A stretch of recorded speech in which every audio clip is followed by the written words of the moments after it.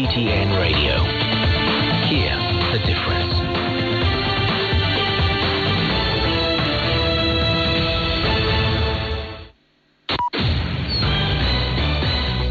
Now the news. I'm Shane Bigham. Chinese President Xi Jinping will attend the 22nd meeting of the Council of Heads of State of the Shanghai Cooperation Organization in the city of Samarkand. He'll also pay state visits to Kazakhstan and Uzbekistan from Wednesday to Friday.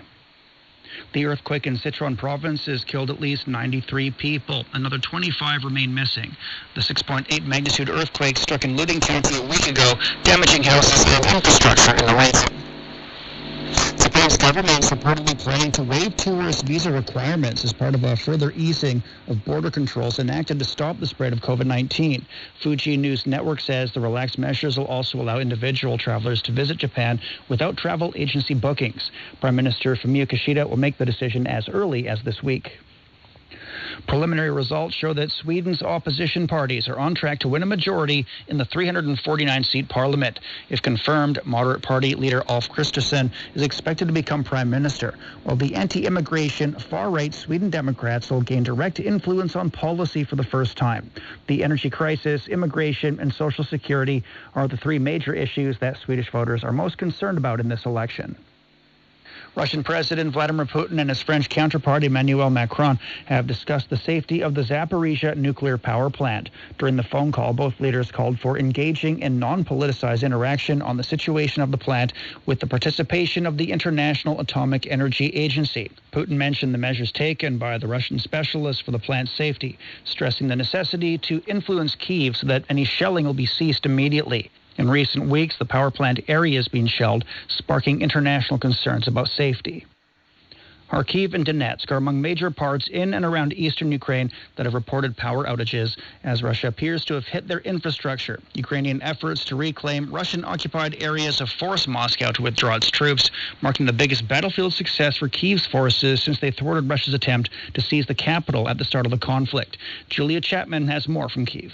Areas including Dnipropetrovsk and Sumy were also hit by impartial blackouts. There have been major outages across vast swathes of the country. It comes as Ukraine says it has recaptured some 3,000 square kilometers of territory that has been in Russian hands for many months now. Ukrainian forces launched a counter-offensive that they said would be focused on the Kherson region in the south, instead sending most of their troops and their efforts to the northeast and capturing some 30 settlements.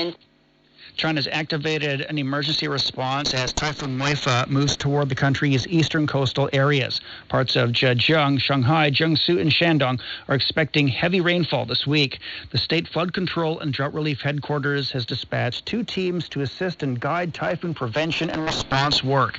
It's urging efforts to strengthen monitoring and guard against typhoon-triggered disasters, while suggesting that ships take shelter and offshore workers come ashore.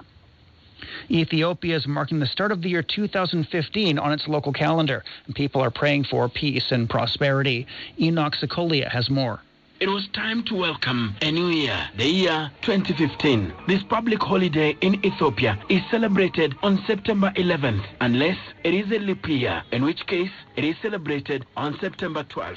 And the prayers for peace are timely. They come at a time of protracted conflict in northern Ethiopia between government forces and Tigrayan rebels.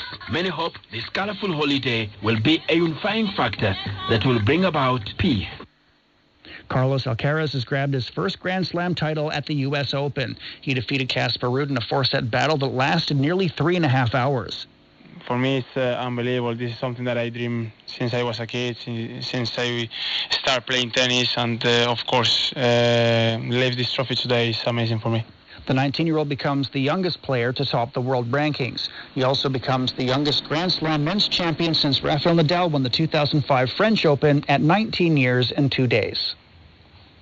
Italy's men's volleyball teams won this year's FIVB World Championship title. They beat 3-time defending champions Poland in 4 sets in the finals in Katowice. The Italians stormed back to win 3 consecutive sets after dropping the first one. This marks their first World Volleyball Championship title in 24 years. Outside hitter Danielle Lavia turned out to be the top scorer for the new world champions with 19 points. And that's the news. I'm Shane Bigham.